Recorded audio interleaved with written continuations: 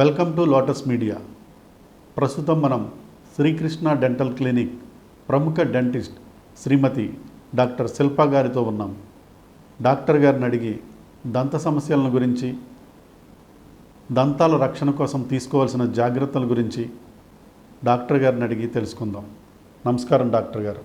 నమస్కారం. డాక్టర్ గారు, మన పూర్వీకుల పద్ధతి అంటూ కొబ్బరి నూనె లేదా నువ్వుల నూనెను నోట్లో వేసుకొని 15 నుంచి 20 నిమిషాల పాటు పుక్కిలిస్తూ ఆయిల్ పుల్లింగ్ అని మళ్ళీ విపరీతంగా ట్రెండ్ అవుతుంది.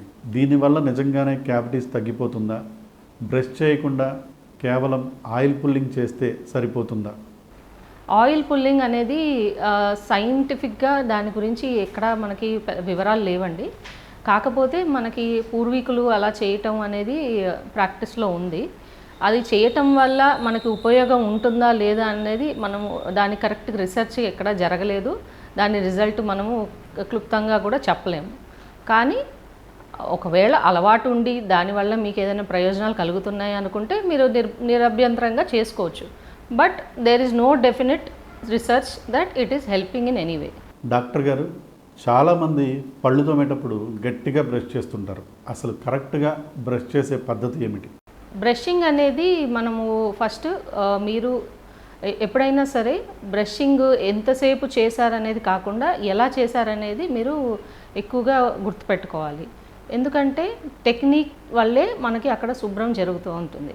ఎలాగంటే మీరు ఎప్పుడైనా డెంటిస్ట్ విజిట్ చేసినప్పుడు కానీ లేదా ఏదైనా డెంటల్ వీడియోస్ చూసినప్పుడు అని మీకు డెంటిస్ట్ చెప్తూ ఉంటారు. మీకు ఏ రకమైన బ్రష్ ఉపయోగించాలి, ఏ రకమైన పేస్ట్ ఉపయోగించాలి, ఇవన్నీ చెప్తారు. అలాగే ఈ బ్రష్ అనేది మీరు ఎప్పుడైనా వర్టికల్ స్ట్రోక్స్ కానీ లేదా సర్క్యులర్ మోషన్లో కానీ చేయాలి. మీకు క్లియర్ కట్గా దానికి ఎన్నో అవగాహన వీడియోస్ ఉంటాయి, అవి చూసి మీరు చేయొచ్చు. డాక్టర్ గారు, అలాగే మాన్యువల్ బ్రష్ ఉపయోగించడం మంచిదా, లేకపోతే ఇప్పుడు మార్కెట్లో ఉన్న ఎలక్ట్రిక్ బ్రషెస్ ఉపయోగించడం మంచిదా? ఏదైనా అండి మనం ఉపయోగించే దాన్ని బట్టి ఉంటుంది. మాన్యువల్ బ్రషెస్ అయినా మంచివే, ఎలక్ట్రిక్ బ్రషెస్ అయినా మంచివే. మాన్యువల్ బ్రషెస్ ఏంటంటే మాన్యువల్ బ్రషెస్ మనము మెయిన్గా సాఫ్ట్ వెరైటీ కానీ సెన్సిటివ్ వెరైటీ కానీ వాడమని చెప్తూ ఉంటాము. సాఫ్ట్ బ్రషెస్ ఎందుకంటే మన గమ్స్ మీద ఎక్కువగా ఒత్తిడి పడకుండా మనం యూజ్ చేసే టెక్నిక్ని బట్టి అక్కడ తొందరగా శుభ్రం అయ్యి నీట్గా మనము మెయింటైన్ చేసుకోవటానికి అవకాశం ఉంటుంది. అలాగే ఎలక్ట్రిక్ బ్రషెస్ అనేవి మనం ముఖ్యంగా పిల్లల్లో కానీ లేదా ఏదైనా డిజబిలిటీ ఉంది, మెంటల్ డిసబిలిటీ కానీ ఫిజికల్ డిజబిలిటీ కానీ ఉన్న పేషెంట్స్లో రికమెండ్ చేస్తాము. అలాగే కొంచెం పెద్దవాళ్ళు ఎల్డర్లీ పీపుల్లో వాళ్ళకి ఏంటంటే మోటార్ రిఫ్లెక్సెస్ సరిగ్గా ఉండవు, చేతులు కాళ్ళు కొంచెం వీక్గా ఉంటాయి. అలాంటి వాళ్ళు ఎక్కువసేపు చెయ్యి లేపి వాళ్ళు బ్రష్ చేయలేరు. సో అలాంటి వాళ్ళకి ఎలక్ట్రిక్ బ్రషెస్ అనేవి ఎంతో ఉపయోగపడతాయి. అవి ఎలా వాడాలనేది మీ డెంటిస్ట్ ద్వారా మీరు తెలుసుకోవచ్చు. డాక్టర్ గారు, మౌత్ వాష్ మరియు డెంటల్ ఫ్లాస్ ప్రతి ఒక్కరూ రోజు వాడాలా? వాటి వల్ల నిజంగానే ఉపయోగం ఉంటుందా? మౌత్ వాషెస్ ఎప్పుడైనా రికమెండెడ్ అయితేనే వాడాలండి. మీకు రెగ్యులర్ యూస్కి అవి అవసరం లేదు, అంత ఉపయోగకరమైనవి కాదు. రెగ్యులర్గా యూజ్ చేవి చాలా తక్కువగా ఉన్నాయి మార్కెట్లో. మెయిన్గా మనకి ఏంటంటే వాటికి మీరు ఏ సమస్యతో బాధపడుతున్నారు, మీకు సెన్సిటివిటీ ఇష్యూ ఉందా, బ్యాడ్ బ్రెత్ ఇష్యూ ఉందా అనే దాన్ని బట్టి మీకు డాక్టర్ రికమెండ్ చేసినవి అయితే మీరు ఖచ్చితంగా డాక్టర్ ఎన్ని రోజులు వాడమంటే అన్ని రోజులు వాడాలి. అంతకు మించి అనవసరం. నాలుక క్లీన్ చేసుకోవడం డెంటల్ హెల్త్కి ఎంత ముఖ్యం? దానికి ఏం ఉపయోగించాలి? ఖచ్చితంగా అండి. ఇప్పుడు మనము బ్రష్ చేయటం ఎంత ముఖ్యమో బ్రష్ మనం 2 పూటలా చేస్తాము. అలాగే టంగ్ క్లీనింగ్ కూడా 2 పూటలా చేయాలి. ఎందుకంటే మనము తినే ఆహారంలో ఉండే ఫ్యాట్స్ కానీ లేదా వాటిలో ఉండే షుగర్స్ కానీ అవి నాలుక మీద డిపాజిట్ అయి ఉంటాయి. సో మన నోట్లో ఎన్నో రకాల బ్యాక్టీరియా ఉంటాయి. ఆ బ్యాక్టీరియా అండి ఆ ఉన్న ఫుడ్ పార్టికల్స్ మీద అవి పెరుగుతూ ఉంటాయి అక్కడ. సో వాటికి అది ఫుడ్ లాంటిదే.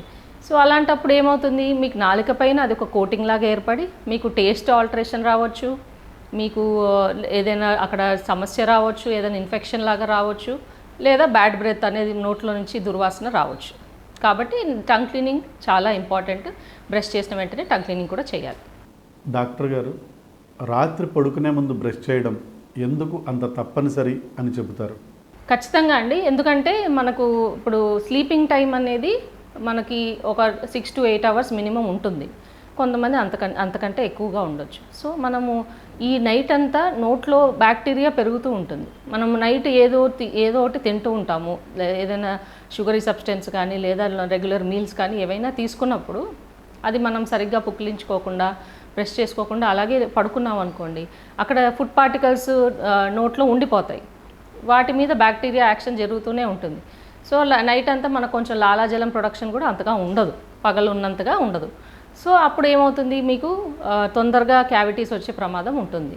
కాబట్టి బ్రష్ చేసుకుని పడుకుంటే మీకు సమస్యలు తగ్గుతాయి. డాక్టర్ గారు, కాలేజీ స్టూడెంట్స్ ముఖ్యంగా యూత్లో ప్రజెంట్ టూత్ జ్యువెలరీ క్రేజ్ బాగా పెరుగుతుంది.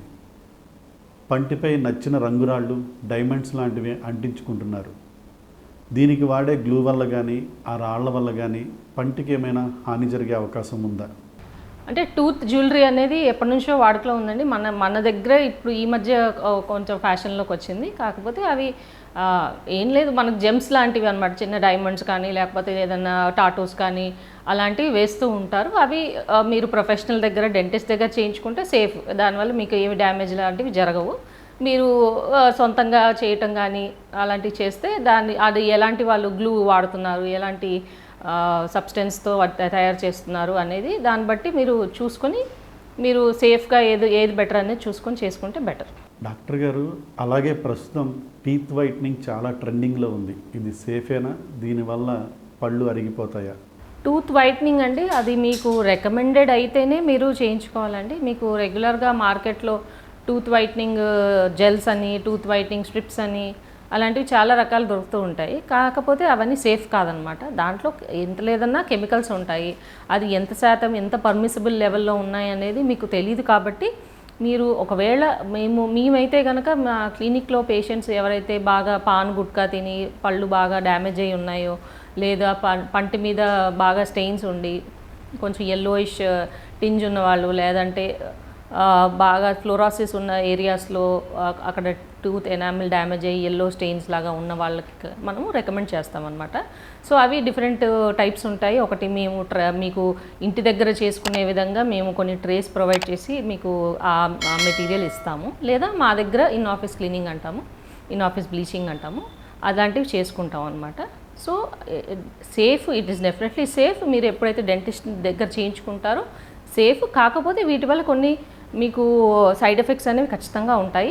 మీకు టూత్ సెన్సిటివిటీ అనేది ప్రాబ్లం ఉంటుంది, లేదా గమ్స్ ఒక్కొక్కసారి మీకు ఇరిటేట్ అవ్వచ్చు. ఇవన్నీ కొంతవరకు మీకు ప్రాబ్లం ఉంటుంది. కాకపోతే అది ఎక్కువ రోజులు ఉండదన్నమాట. మీకు తొందరగా కవర్ అయిపోతుంది. లాంగ్ టర్మ్ డ్యామేజ్ అనేది మాత్రం ఉండదు. డాక్టర్ గారు, ఒకప్పుడు వంకర పళ్ళు సరిచేయడానికి క్లిప్పులను ఉపయోగించేవాళ్ళు. ఇప్పుడు వచ్చేసరికి అలైనర్స్ అంటున్నారు. క్లిప్పులకి బదులు అలైనర్స్ వాడడం వల్ల కలిగే ఉపయోగాలు ఏంటి? క్లిప్స్కి అలైనర్స్కి మధ్య ఉన్న ముఖ్యమైన తేడా ఏంటి? అలాగే వాటి కాస్ట్లో ఎంత వేరియేషన్ ఉంటుంది? కొంచెం వివరంగా చెప్తారా? లేటెస్ట్ అండి అలైనర్స్ అనేవి ఇప్పుడు ఉన్న లేటెస్ట్ ట్రీట్మెంట్. అది అలైనర్స్ ఏంటంటే మనకి ఇదివరకు క్లిప్స్ ట్రీట్మెంట్ అనేవాళ్ళం. క్లిప్స్ మనకి స్టీల్వి కానీ లేదంటే సెరామిక్వి కానీ వేసి మనము ఆర్థోడాంటిక్ ట్రీట్మెంట్ చేసేవాళ్ళం. అంటే ఎత్తు వంకర పళ్ళని సరి చేయటం అనమాట. సో ఇప్పుడు మనకు అడ్వాన్స్ టెక్నిక్స్ ఏంటంటే అలైనర్స్ అని వచ్చినాయి. అలైనర్స్ ఏంటంటే అవి ట్రాన్స్పరెంట్ ట్రేస్ లాంటివి ఉంటాయి. అవి మీరు మీకు మీరే తొడుక్కుని మీరే దాన్ని తీసి పెట్టుకోవచ్చు. మీకు డాక్టర్ గారు మీ పంటి సైజు తీసుకుని స్కానింగ్ చేసి వాటికి అనుగుణంగా మనకి ఎలాంటి మార్పులు కావాలి, ఎలా పళ్ళని సరిచేయాలి అనేది వాళ్ళు కంప్యూటర్లో డిజైన్ చేసుకొని ఆ ట్రేస్ ఇస్తారు. వాటి ద్వారా మీరు ఖచ్చితంగా మీకు రిజల్ట్ ఉంటుంది. కాకపోతే ఇది మీ చేతిలో పని కాబట్టి మీరు ఎంత డిలిజెంట్గా పెట్టుకుంటున్నారు, మీరు ఎంత డిసిప్లిన్గా వాటిని మెయింటైన్ చేస్తున్నారు అనే దాన్ని బట్టి ఆ ట్రీట్మెంట్ అవుట్కమ్ అనేది ఆధారపడి ఉంటుంది.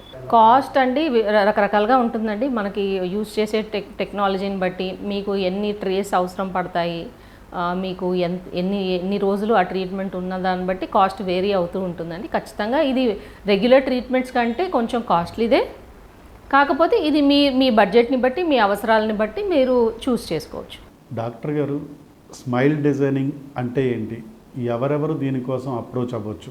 స్మైల్ డిజైనింగ్ అనేదండి, స్మైల్ డిజైనింగ్ అనేది మన స్మైల్ని మన ఫేస్ డైమెన్షన్స్ని బట్టి, మన స్కిన్ కలర్ని బట్టి, కళ్ళ కలర్ని బట్టి, మనం చేసే ప్రొఫెషన్ని బట్టి, మనకుండే అవసరాన్ని బట్టి, వీటిని బట్టి మనకి ఎలాంటి సైజు పళ్ళు, ఎలాంటి కలర్ పళ్ళు సెట్ అవుతాయి అనేది మనం కంప్యూటర్ సాఫ్ట్వేర్లో వీటిని డిజైన్ చేసి అలాంటిది మీకు ఆ పళ్ళు తయారు చేసి పెట్టడము, లేదా మేము వేరే దీనికి స్పెషల్ సిమెంట్స్ ఉంటాయి, వాటి ద్వారా మీకు పళ్ళు ఆ షేప్లోకి తీసుకురావటము అలాంటివి చేస్తాం అనమాట. సో ఈ స్మైల్ డిజైనింగ్ ఎక్కువగా మనకి మనకి ఈ మధ్య కాలంలో మనము బాలీవుడ్ కానీ టాలీవుడ్ కానీ యాక్ట్రెసెస్ చాలా మటుకు ఈ స్మైల్ డిజైనింగ్ చేయించుకుంటున్నారు. మీకు కూడా మీ అవసరాన్ని బట్టి, అంటే బాగా పళ్ళు షేప్ బాగా లేని వాళ్ళు, కొంతమంది ఫ్లోరోసిస్ వచ్చేసి వాళ్ళకి షేప్ దెబ్బతింటుంది, పంటి షేప్, అలాంటి వాళ్ళు చేయించుకోవాలి. డాక్టర్ గారు, సినీ సెలబ్రిటీల్లాగా వెనీర్స్ వేయించుకోవాలంటే ఏం చేయాలి? వాటి లైఫ్ స్పాన్ ఎంతవరకు ఉంటుంది? అదేనండి, ఇది కూడా ఒక వినియర్స్ అనేది కూడా స్మైల్ డిజైనింగ్లో ఒక భాగమేనండి.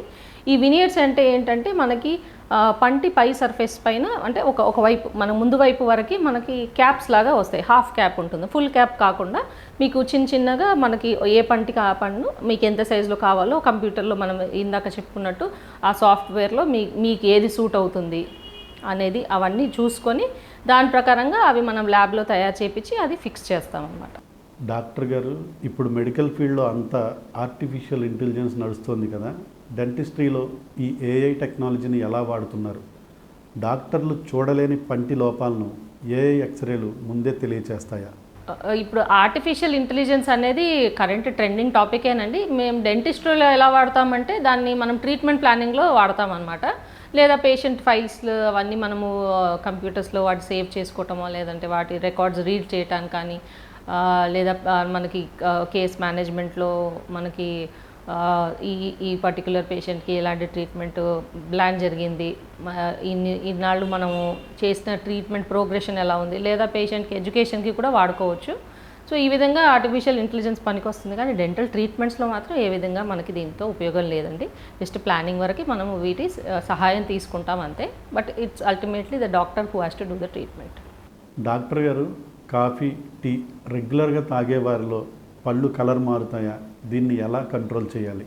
ఖచ్చితంగానండి, అతిగా కాఫీ, టీలు కానీ డ్రింక్స్ కానీ వాడిన వాళ్ళకి ఖచ్చితంగా పళ్ళు దెబ్బతింటాయి. పంటి మీద ఒక ఎల్లో కానీ బ్రౌన్ స్టెయిన్ కానీ ఏర్పడుతుంది. అంటే రెగ్యులర్గా అతిగా గంటకి టీలు కాఫీలు తాగేవాళ్ళు వీళ్ళందరికీ చూసుకుంటే మీకు స్టెయిన్స్ ఉంటాయి.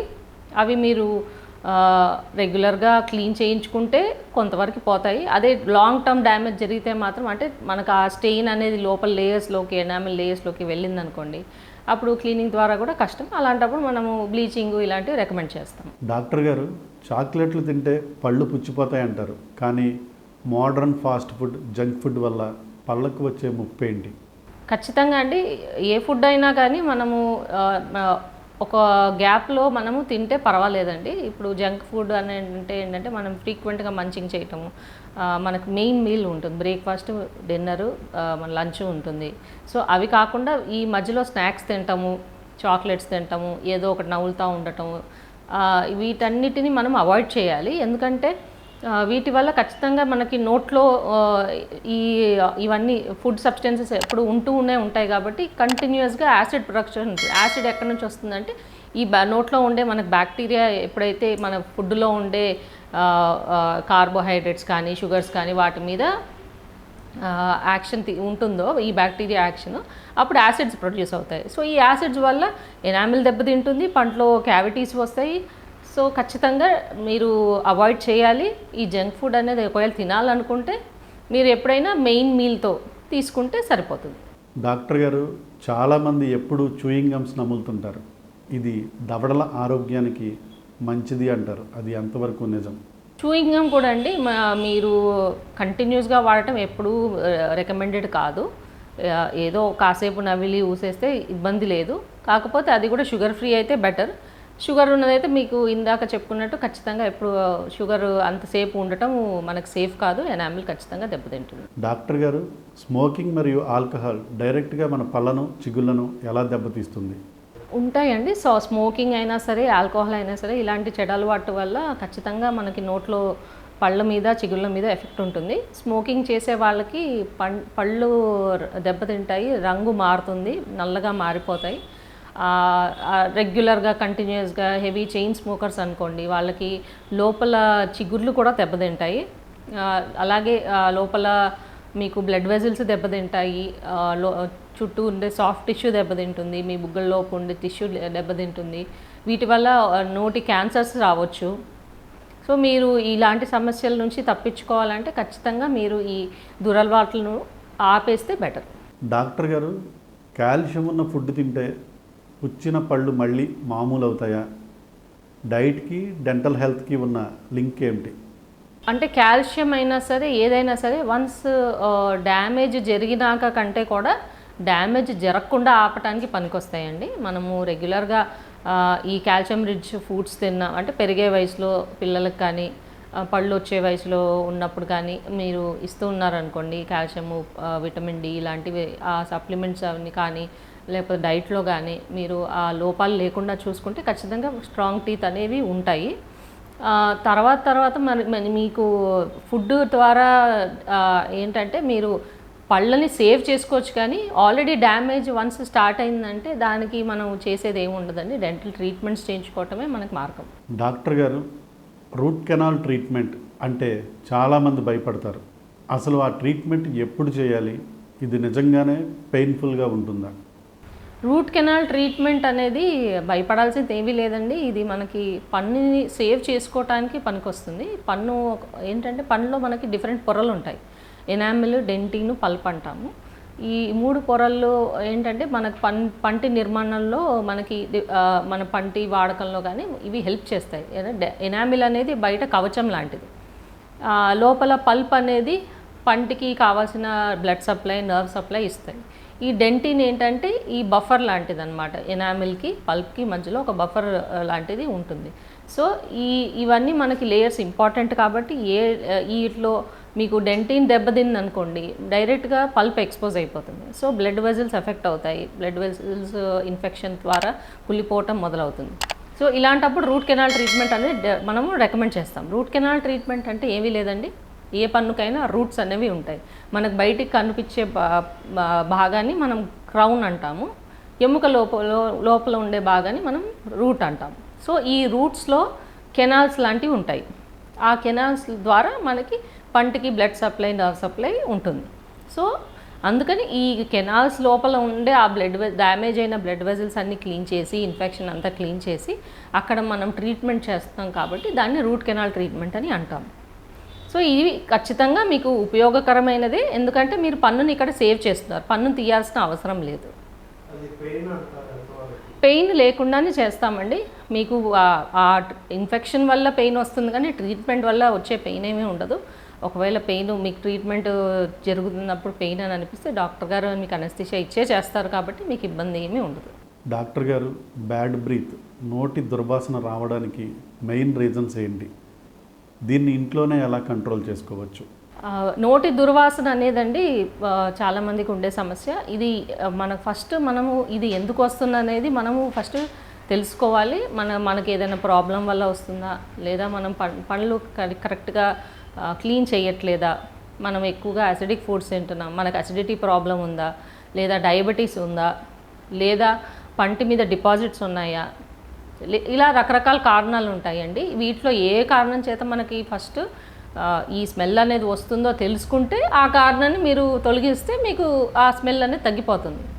అంతేగాని మీరు ఎంత మౌత్ వాషెస్ వాడినా మీకు తోచిందల్లా చేసినా ఉపయోగం ఉండదు. డాక్టర్ గారు, చిగుళ్ళ నుంచి రక్తం కారడం ఎందుకు జరుగుతుంది? ఇదేమైనా పెద్ద రోగాలకి లక్షణమా? వివరంగా చెప్పండి.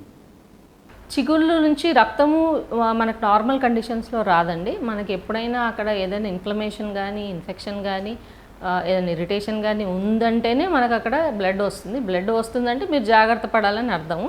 వన్స్ ఆ బ్లడ్ ఎక్కువ అవ్వటము, చిగుళ్ళు వాచిపోవటము, లేదా వాసన రావటము, లేదా వాపు, పస్సు లాంటివి వచ్చినప్పుడు ఖచ్చితంగా మీరు జాగ్రత్త పడాల్సిందే. తొందరగా దానికి తగిన ట్రీట్మెంట్ తీసుకోవాల్సింది. మేడం, పళ్ళు లాగుతున్నాయి లేదా జివ్వుమంటున్నాయని చాలామంది బాధపడుతుంటారు. దీనికి సెన్సిటివ్ టూత్పేస్ట్లు పర్మనెంట్ సొల్యూషన్ ఇస్తాయా? పళ్ళు సెన్సిటివిటీ అనేది ఏంటంటే ఇది రెగ్యులర్గా చాలామంది సఫర్ అవుతూ ఉంటారండి. దీనికి రకరకాల కారణాలు ఉన్నాయి. ఒకటి, మనము బ్రష్ చాలా హార్డ్ బ్రష్ వాడటం, ఎక్కువసేపు రుద్దటం, ఇలాంటివి చేస్తూ ఉంటారు. దానివల్ల ఎనామిల్ దెబ్బతింటుంది.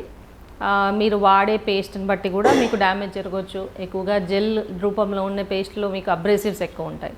సో ఇవి మీకు ఎనామిల్ స్ట్రక్చర్ని డ్యామేజ్ చేస్తుంది. వన్స్ ఎనామిల్ డ్యామేజ్ అయితే మీకు సెన్సిటివిటీ స్టార్ట్ అవుతుంది. ఇలాగే మీరు ఎక్కువగా కూల్ డ్రింక్స్ తాగినా, ఎక్కువగా వేడివి చల్లవి మార్చి తాగుతూ ఉన్నా, అలాంటివి కూడా మీకు దెబ్బతీసి మీకు సెన్సిటివిటీ స్టార్ట్ చేస్తుంది. సో వీటికి మనము స్టేజ్ని బట్టి ట్రీట్మెంట్స్ చెప్తూ ఉంటామండి. స్టార్టింగ్ స్టేజ్లో అయితే మీకు పేస్ట్ కానీ మౌత్ వాష్ కానీ సరిపోతాయి. మిగతా వాటికి మీకు డాక్టర్ గారు మీకు ఏది అవసరమో దాన్ని బట్టి ట్రీట్మెంట్ చేస్తారు. జ్ఞానదంతం వచ్చేటప్పుడు ఎందుకు అంత పెయిన్ ఉంటుంది? ప్రతి ఒక్కరూ దీన్ని తప్పనిసరిగా తీయించుకోవాలా? జ్ఞానదంతం అనేదండి మనకి యూజువల్గా 17 నుంచి 21 ఇయర్స్ లోపు ఉన్న వాళ్ళకి వస్తుందండి. అది మనకి అడాలసెంట్ ఏజ్లో వస్తుంది కాబట్టి జ్ఞానము దంతం అని అలా పేరు వచ్చింది. సో అక్కడ మనకి దానివల్ల ఏంటంటే ఇప్పుడు ఈ రోజుల్లో ఏంటంటే మనం చూసుకుంటే కొన్ని ఒక 25 ఏళ్ళ క్రితం కంటే కూడా ఇప్పుడు ఈ సమస్యలు ఎక్కువైనాయి. ఎందుకంటే మన డైటరీ హ్యాబిట్స్ చేంజ్ అయ్యాయి. ఇప్పుడు ఎక్కువగా మనము బాగా ప్రాసెస్డ్ ఫుడ్ తింటున్నాము, ఎక్కువగా నమిలే అవసరం లేని ఫుడ్ తింటున్నాము, రా ఫుడ్ ఎక్కువగా తినట్లేదు. సో మనకి మన దవడకి మనం పని చెప్పట్లేదు. పళ్ళు నమలటానికి అవకాశం లేకుండా మనం చాలా సాఫ్ట్ డైట్ తీసుకుంటున్నాం. సో దానివల్ల ఏమవుతుందంటే జా డెవలప్మెంట్ అనేది ఎఫెక్ట్ అవుతుంది. So phone generation to generation జా డెవలప్మెంట్ ఎఫెక్ట్ అయ్యి మనకు జ్ఞానదంతం రావడానికి స్పేస్ తగ్గిపోతుంది. సో ఈ స్పేస్ లేకపోవటం వల్ల అది వంకరగా ఉండటము, లేదా ముందర పన్నుకి వాలిపోయి ఉండటము, లేదా ఎముక లోపలే ఉండిపోవటము, అలాంటివి జరిగి ప్రాబ్లమ్స్ అనేవి మీకు స్టార్ట్ అవుతుంది. అలా ప్రాబ్లమ్స్ మీకు ఉన్నాయి, ఇబ్బంది పడుతున్నారు, మీకు దానివల్ల రెగ్యులర్గా ఇన్ఫెక్షన్స్ వస్తున్నాయి అనుకుంటే దాన్ని తీయించేసుకోవచ్చు. మేడం, పిల్లల్లో పాలపళ్ళు పుచ్చిపోతే పట్టించుకోవాలా? ఎలాగైనా ఊడిపోతాయి కదా అని వదిలేయవచ్చా? పాలపళ్ళు అయినా కానీ మీరు జాగ్రత్త పడాలండి. ముందుగా మనం అర్థం చేసుకోవాల్సింది ఏంటంటే పళ్ళు ఎందుకు ఇచ్చారు మనకి? పళ్ళు మనకు నమలటానికి ఉపయోగపడతాయి. సో పిల్లలు పెరిగే వయసు వాళ్ళు మనకు సుమారుగా 6 నెలల వయసు నుంచి మొదలవుతాయి. మనం చూసుకుంటే అన్నప్రాసన అదే వయసులో చేస్తాం మనం. సో అక్కడ నమలటానికి పళ్ళు ఉపయోగపడుతున్నాయని మీరు అర్థం చేసుకోవాలి. సో ఈ నమలటానికి మీరు పళ్ళు రానిచ్చి నీట్గా ఉండనిస్తే పిల్లలు చక్కగా నమిలి అన్ని ఆహారాలని ఎంజాయ్ చేస్తారు. వాళ్ళ గ్రోత్కి కూడా అది చాలా అవసరం. ఆ పళ్ళు ఆ స్టిమ్యులేషన్కి నములుతూ ఉంటే ఆ స్టిమ్యులేషన్కి వాళ్ళ దవడలు కరెక్ట్గా పెరిగి వాళ్ళకి వేరే ఇతర సమస్యలు అంటే ఇప్పుడు అడినాయిడ్స్ అంటాము, లేదా స్పీచ్ డిఫికల్టీస్ కానీ, లేదా బ్రీదింగ్ డిఫికల్టీస్ కానీ, ఇవన్నీ కూడా దవడ సరిగ్గా పెరగకపోవటం వల్ల రావచ్చు. ఆ దవడ పెరుగుదలకి మనకి పళ్ళు ఉండటం ఎంతో అవసరం. పళ్ళుకు రెగ్యులర్గా ఏదైనా నములుతూ ఉంటేనే వాళ్ళకి ఆ స్టిమ్యులేషన్ వచ్చి జా గ్రోత్ కూడా పెరుగుతూ ఉంటుంది. ఇలాగే మీరు ఒకవేళ చూసుకున్నట్టయితే ఈ పాల పళ్ళ కిందే మనకి పర్మనెంట్ పళ్ళు కూడా వస్తూ ఉంటాయి. ఈ పర్మనెంట్ పళ్ళు 6 సంవత్సరాల వయసు నుంచి వస్తాయి. సో 6 నుంచి 13, 14 సంవత్సరాలు వచ్చే వరకు ఈ పాల పళ్ళు ఊడిపోతూ పర్మనెంట్ పళ్ళు వస్తూ ఉంటాయి. అందుకని ఆ వయసు వచ్చేదాకా అవి మెయింటైన్ అవుతాయినే కింద పళ్ళు డైరెక్ట్గా వాటి కింద దారి చూసుకొని కరెక్ట్గా వస్తాయి, లేదా వంకరగా రావచ్చు, లేదా ఈ పై పళ్ళులో ఉన్న డ్యామేజ్ అంతా అంటే పుచ్చు అలాంటివి ఉన్నాయనుకోండి అవి కింద పర్మనెంట్ పళ్ళకు కూడా అంటుకోవచ్చు. డాక్టర్ గారు, డెంటల్ ఇంప్లాంట్స్ అంటే ఏంటి? పళ్ళు లేని పెద్దవాళ్ళకి సెట్ డెంచర్స్ కంటే ఇంప్లాంట్స్ ఎలా బెటర్ ఆప్షన్ అవుతాయి? డెంటల్ ఇంప్లాంట్స్ అంటేనండి మనకి రెగ్యులర్గా పళ్ళు ఊడిపోయిన వాళ్ళకి అక్కడ మనము పన్ను ఫిక్స్ చేయాలనుకోండి, ఫిక్స్డ్ పన్ను కావాలని అనుకున్నారనుకోండి, అప్పుడు మనము డెంటల్ ఇంప్లాంట్స్ అనేది రికమెండ్ చేస్తాము. ఈ డెంటల్ ఇంప్లాంట్ అంటే అది మనకి టైటానియంలో దొరుకుతాయండి. అవి మనకి పంటి రూట్ షేప్లో ఉంటాయి. పన్నుకి ఒక రూట్ ఉంటుందని మనం చెప్పుకున్నాం కదా, ఆ రూట్ షేప్లో ఉంటాయి. అవి మనం బోన్లోకి చిన్నగా డ్రిల్ చేసి పెడతాం అన్నమాట. అది బోన్లో ఎంబెడ్ అయిపోయిన తర్వాత దానిపైన పన్నుని కడతాం. సో ఇది న్యాచురల్ స్టిమ్యులేషన్ ఉంటుంది జాకి, అలాగే మీకు బోన్ లెవెల్ మెయింటైన్ అవుతుంది. మీకు ఇతరాతర పనులు అంటే బ్రిడ్జ్ లాంటివి అంటే ఇవి బెటర్ ఆప్షన్. ఇంప్లాంట్స్ అనేవి కొంచెం ఎక్స్పెన్సివ్ అయినా మీకు ఆల్వేస్ మీకు overall health condition, bone condition అన్నీ బాగున్నాయి అనుకుంటే ఆల్వేస్ ఇంప్లాంట్స్ చూస్ చేసుకోవచ్చు. అదేవిధంగా డెంచర్స్ అనుకోండి, డెంచర్స్ అనేవి ఇవి రిమూవబుల్ అనమాట. ఈ రిమూవబుల్ డెంచర్స్ ఏంటంటే మనకి బోన్ సరిగ్గా లేదనుకోండి, లైక్ ఇప్పుడు ఇంప్లాంట్స్ పెట్టడానికి బోన్ అవైలబిలిటీ సరిగ్గా లేదు, లేదా పేషెంట్ హెల్త్ కండిషన్ మనకు ఫేవరబుల్గా లేదనుకోండి, అప్పుడు మనం డెంచర్స్ ఇస్తాము. ఈ డెంచర్స్లో కూడా రకరకాలు ఉంటాయని ఇంప్లాంట్ సపోర్ట్ తీసుకొని, అంటే 1-2 ఇంప్లాంట్స్కి మాత్రమే స్పేస్ ఉందనుకుంటే వాటి సపోర్ట్ తీసుకొని మనము ఇవి కూడా కొంచెం డెంచర్స్ ఫిక్స్డ్ డెంచర్స్ లాగా చేసుకోవచ్చు. లేదా రిమూవబుల్ అని అనుకోండి, అప్పుడు మనకి అది ఇంకా లాస్ట్ ఆప్షన్ కింద చేస్తామన్నమాట. ఏది బెటరా అని అనుకుంటే మనకు ఉన్న సిచ్యువేషన్ని బట్టి, లైక్ ఇప్పుడు మనకి యంగ్ ఏజ్ అనుకోండి, అప్పుడు bone condition, general health condition అన్నీ బాగుంటాయి, అప్పుడు ఇంప్లాంట్స్ ఆల్వేస్ బెటర్. అది లేటర్ స్టేజెస్, బాగా లేట్ అయిపోయింది, పెద్ద వయసు, బోన్ కండిషన్ సరిగ్గా లేదు, షుగర్ వ్యాధి ఉంది, వాళ్ళకి హీలింగ్ జరగదు, మనం ఇంప్లాంట్ పెట్టినా సక్సెస్ అవ్వదని అనుకుంటేనే మనం డెంచర్స్కి వెళ్తాం. Madam, pregnant women dental treatments తీసుకోవచ్చా? వారు ఎలాంటి జాగ్రత్తలు తీసుకోవాలి? అంటే డిపెండ్స్ అండి. ఇప్పుడు ప్రెగ్నెంట్ ఉమెన్ ఏంటంటే మనకు రెగ్యులర్గా చిగురు సమస్యలు, చిగురు అంటే హార్మోన్ ఇంబ్యాలెన్స్, హార్మోన్ చేంజెస్ ఉంటాయి కాబట్టి సో చిగురులు దెబ్బతింటాయి వాళ్ళకి ముఖ్యంగా. అందుకని మీరు ఒకవేళ ప్రెగ్నెన్సీ ప్లాన్ చేసుకుంటున్నట్టయితే మీరు ఫస్ట్ డెంటల్ విజిట్కి వెళ్ళి మీరు ముందు ఏమైనా సమస్యలు ఉంటే వాటిని అటెండ్ అవ్వటం, మీ పళ్ళు నీట్గా ఉన్నాయా లేవా, దానికి ఏమైనా క్లీనింగ్ అవసరమా, చిగుళ్ళు వ్యాధి ఏమైనా ఉందా, దాన్ని ఏమైనా ట్రీట్మెంట్ మనం తీసుకోవాలా, దానికి ఏమైనా అనేది చూసుకొని, ఏదైనా పన్ను రూట్ కెనాల్స్ ఉన్నాయా అలాంటివన్నీ ముందే ప్లాన్ చేసుకుంటే బెటర్ అండి. బట్ మీరు అది మీకు తెలియక మీకు లేట్ అయిపోయింది అని అనుకుంటే, మనం ఒకవేళ మీకు ఇబ్బంది పడుతున్నారు, ఏదైనా ప్రాబ్లం ఉంది అని అనుకుంటే, యూజువల్గా డాక్టర్ మనకి ఏంటంటే మన ప్రెగ్నెన్సీ 9 monthsని ట్రైమిస్టర్స్ లాగా డివైడ్ చేస్తాము. ఫస్ట్ ట్రైమిస్టర్ అంటే ఫస్ట్ 3 నెలలు, సెకండ్ ట్రైమిస్టర్ అంటే నెక్స్ట్ 3 నెలలు, అలా లాస్ట్ ట్రైమిస్టర్. సో మీ second trimester is a safe time అనమాట. మీరు ఏదైనా డెంటల్ ట్రీట్మెంట్ చేయించుకోవాలనుకుంటే that is a safe time. అంటే మీ మీద ఎక్కువగా ప్రెషర్ పడకుండా, ఒత్తిడి లేకుండా అలాంటి ట్రీట్మెంట్స్ అయితే చేయించుకోవచ్చు. లైక్ క్లీనింగ్ కానీ ఏదైనా ఎమర్జెన్సీగా చేయాలనుకుంటే చేయొచ్చు, కానీ యూజువల్గా ఏదైనా లాంగ్ స్టాండింగ్ కూర్చుని ఎక్కువసేపు మీరు ట్రీట్మెంట్ చేయించుకునేవి అయితే కనుక మీరు యూజువల్గా అవాయిడ్ చేయాలి. డాక్టర్ గారు, పళ్ళ చిగుళ్ళ వ్యాధుల వల్ల హార్ట్ ప్రాబ్లమ్స్ వచ్చే ఛాన్స్ ఉందని అంటారు. ఇది ఎంతవరకు నిజం? ఓరల్ హెల్త్కి, ఓవరాల్ బాడీ హెల్త్కి ఉన్న కనెక్షన్ ఏంటి? హార్ట్కి డెంటల్ ప్రాబ్లమ్స్కి సంబంధం అంటే అండి, మనకి యూజువల్గా చిగురు వ్యాధులు ఉన్న వాళ్ళకి హార్ట్కి ఎఫెక్ట్ ఉంటుందని మనకి రీసెర్చ్ చెప్తోంది.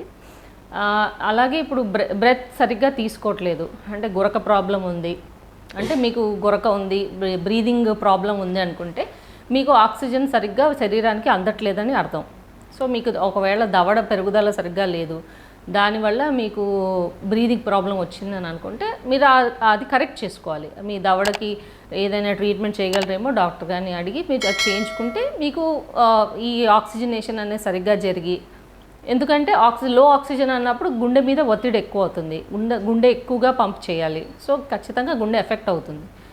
అలాంటప్పుడు ఇలాంటి మీ కరెక్షన్ చేసుకొని ముందుగానే జాగ్రత్త పడితే, అంటే మనం పెరిగే వయసులోనే మనం వీటిని కరెక్ట్ చేసుకోవచ్చు. ఒక ఎస్టిమేషన్ ఉంటుంది మనకి, నెక్స్ట్ ఏదైనా సమస్య రావచ్చా, ఫ్యామిలీలో వీళ్ళకి జాబ్ ప్రాబ్లమ్స్ ఉన్నాయా, ఇలాంటివన్నీ మనం చూసుకొని వాటి ద్వారా మనం ట్రీట్మెంట్ ప్లానింగ్ ముందు నుంచే చేసుకుంటే అవాయిడ్ చేసుకోవచ్చు. డాక్టర్ గారు, సాధారణంగా ఒక వ్యక్తికి ఎలాంటి డెంటల్ ప్రాబ్లం లేకపోయినా ఎంతకాలానికి ఒకసారి డెంటిస్ట్ను కలవాలి? లేదంటే ఇప్పుడు మన జనరల్గా జనాలకి అవగాహన లేదు కాబట్టి నేను ఎలా చెప్తానంటే, ఇప్పుడు రెగ్యులర్గా హెల్త్ చెకప్లు ఎలాగో 40 తర్వాత మీరు రెగ్యులర్గా అందరు ప్యాకేజెస్ చేసుకుని ఎలాగ వెళ్తున్నారో అలాగే డెంటల్ చెకప్స్కి కూడా రెగ్యులర్గా వెళ్ళాలి. కాకపోతే ఇక్కడ మీకు పళ్ళు రావటం మొదలైన దగ్గర నుంచి మీరు జాగ్రత్త పడాలి. మీరు పెద్ద అయినాక 40కో 50కో సగం డ్యామేజ్ జరిగినాక కాదు, మీరు ప్రతి 6 నెలలకి వెళ్ళి ఒకసారి చెకప్ చేయించుకుంటే ఏదైనా చిన్నగా ఉన్నప్పుడే దాన్ని పరిష్కారం మనం చేయించుకోవచ్చు. డాక్టర్ గారు, మా లోటస్ మీడియా ప్రేక్షకుల కోసం చివరిగా మీరు ఇచ్చే టాప్ 3 డెంటల్ కేర్ టిప్స్ ఏంటి? అలాగేనండి, నేను ఇచ్చే సలహా ఏంటంటే రెగ్యులర్గా డెంటల్ చెకప్స్కి వెళ్ళండి. మీరు బ్రషింగ్ టెక్నిక్ కరెక్ట్గా మీరు మార్నింగ్ నైట్ పడుకునే ముందు ఖచ్చితంగా చేయండి. అలాగే మీ హెల్త్ని కాపాడుకోండి, ఎందుకంటే మీ హెల్త్ ఇండైరెక్ట్గా చిగుర్లని కానీ పళ్ళని కానీ దెబ్బతీస్తుంది. మీకు షుగర్ లెవెల్స్ పెరుగుతున్నాయి, మీకు షుగర్ వ్యాధి వచ్చే ప్రమాదం ఉందంటే ముందుగా మీకు తెలిసేది చిగుర్లలోనే. చిగుర్లు ఎఫెక్ట్ అవుతున్నాయి అని అనుకుంటే వెంటనే వెళ్ళి ఫస్ట్ షుగర్ చెకప్ చేయించుకోండి. సో ఇలా మీకు ఏదైనా నోట్లో తెలిసిపోతుంది. కాబట్టి నోరు అనేది మనకి డైజెషన్కి కానీ లేదా జనరల్ హెల్త్ కండిషన్కి కానీ చాలా ఇంపార్టెంట్. మనము పళ్ళు ఆరోగ్యంగా ఉంచుకొని మనం తినే ఆహారాన్ని పూర్తిగా నమిలి మింగితేనే అది మనకి లోపల పొట్టలోకి వెళ్ళిన తర్వాత డైజెస్ట్ అవుతుంది. దానిలోంచి పోషకాలు మనకు అందుతాయి.